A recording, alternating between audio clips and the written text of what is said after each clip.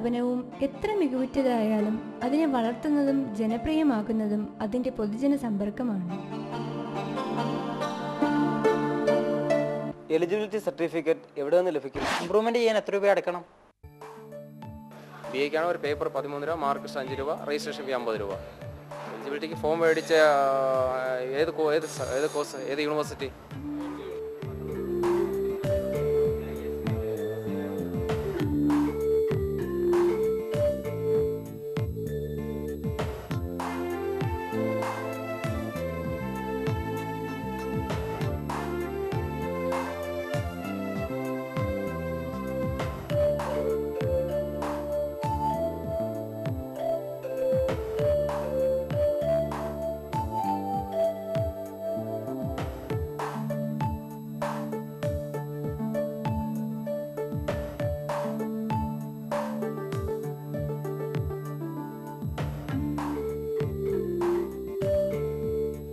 കേരള സർവകലാശാലയുടെ public relations വിഭാഗം അഥവാ ജനസമ്പർക്ക വിഭാഗം പ്രധാനമായിട്ടും ചെയ്യുന്നത് സർവകലാശാലയും പൊതുജനങ്ങളുമായി, അതായത് വിദ്യാർത്ഥികൾ, രക്ഷിതാക്കൾ, അങ്ങനെയുള്ള സർവകലാശാലയ്ക്ക് പുറത്തുള്ള പല തരത്തിലുള്ള ജനവിഭാഗങ്ങളുമായി ഒരു ബന്ധം സ്ഥാപിക്കുക എന്നതാണ്. ഈ ബന്ധം നിലനിർത്തിക്കൊണ്ട് പോകാനുള്ള പ്രവർത്തനങ്ങളാണ് ഞങ്ങൾ പൊതുവായി ചെയ്യുന്നത്. ഇവിടെ ഏറ്റവും പ്രധാനമായിട്ടുള്ളത് ഇൻഫർമേഷൻ ഡിസമിനേഷനാണ്. അതായത് ദിവസേന സർവകലാശാലയിൽ നിന്ന് ഇറങ്ങുന്ന ഇൻഫർമേഷൻ, പലതരത്തിലുള്ള കാര്യങ്ങളുണ്ടാകും, പരീക്ഷാ കാര്യങ്ങളുണ്ടാകും, കോഴ്സിനെ പറ്റിയുള്ള കാര്യങ്ങളുണ്ടാകും. ഇതൊക്കെ പൊതുജനങ്ങളിൽ എത്തിക്കാനുള്ള മാർഗ്ഗങ്ങളാണ് ഞങ്ങൾ ആദ്യം ചെയ്യുന്നത്. ദിവസേന സർവകലാശാലയിൽ നിന്ന് പത്രക്കുറിപ്പുകൾ പോകാറുണ്ട്. 1-2 പേജ് വാർത്ത എല്ലാ ദിവസവും കേരള സർവകലാശാലയെ പറ്റി, അവിടുത്തെ പരീക്ഷകളെ പറ്റിയുമൊക്കെ പത്രങ്ങളിൽ വരാറുണ്ട്. മറ്റു മാധ്യമങ്ങളിലേക്കും വാർത്തകൾ ഞങ്ങൾ അയക്കാറുണ്ട്. ഇത് കൂടാതെ കോളേജുകളിലേക്ക് നേരിട്ട് ഇമെയിൽ മുഖാന്തരം ഇൻഫർമേഷൻ അയക്കാറുണ്ട്. റിസൾട്ടുകൾ അങ്ങനെ കൊടുക്കാറുണ്ട്. മാത്രമല്ല, കേരള സർവകലാശാലയുടെ ഒരു വെബ്സൈറ്റ് ഉണ്ട്, keralauniversity.edu എന്ന website.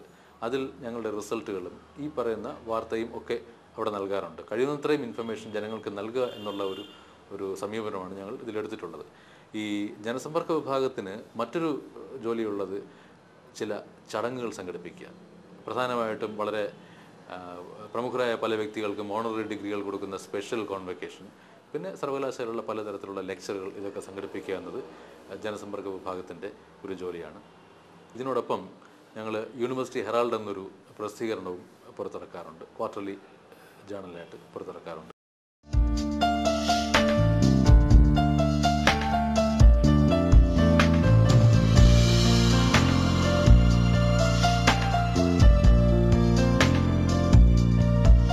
കൂട്ടണമെങ്കിൽ separate form,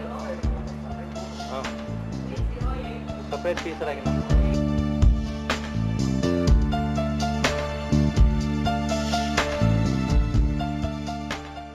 Shri Chitra Thirunal Balarama Varma 1937 സ്ഥാപിച്ച തിരുവിതാംകൂർ സർവകലാശാല 1957 കേരള സർവകലാശാലയായി മാറി.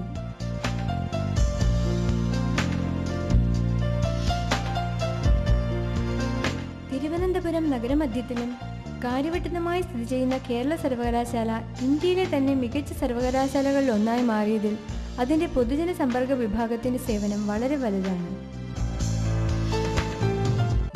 കാലത്തിനൊത്ത് നീങ്ങുന്ന ഈ സർവകലാശാലയുടെ പിന്നിൽ ഒരു മഹാവൃക്ഷം പോലെ പടർന്നു പന്തലിച്ചു നിൽക്കാൻ പൊതുജന സമ്പർക്ക വിഭാഗത്തിന് സാധിക്കട്ടെ.